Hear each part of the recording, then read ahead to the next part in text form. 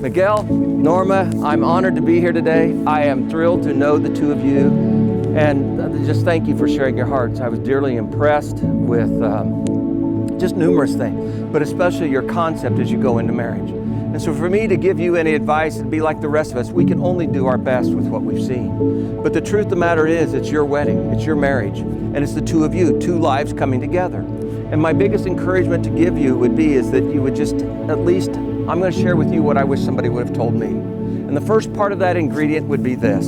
I want to encourage you to be thankful every day of your life from this point on. That sounds pretty simple, be thankful. But I'm serious. I'm serious about being thankful because thankfulness just automatically opens everything up.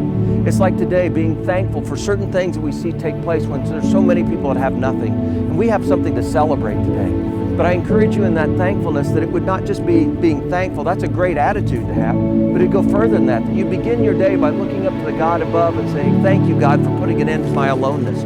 You brought somebody into my life to share life with. Because when you begin your day that way, being thankful, you treat each other different. Now, it gets a little bit better after that first cup of coffee, but you begin to treat each other different in the morning. And then as you carry that thankfulness throughout your day, it makes it easier for people to work with you. But then it goes beyond that, because in thankfulness, you might even text each other during the day, but you can't wait to get back home to be together again. Too many times, couples, we begin to get into some kind of a grind, and we do this, you do this, I do that. And it's a contract much more than it's a relationship. And a thing I heard from your two hearts is you want a relationship. You want truly to be two people living for each other and not just with each other. And that's the key to marriage. Because you see, you can't learn to be compatible, but there's nothing like when you begin living for each other. So if you're thankful for each other, what do? You show that in appreciation.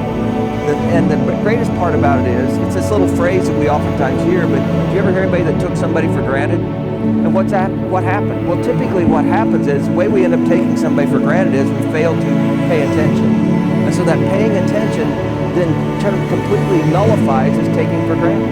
Because as you think of each other, you give to each other, and share with each other, and live for each other, the next thing you know, you've been married for 50 years, and it's been great, right? So I want to encourage you in that thankfulness.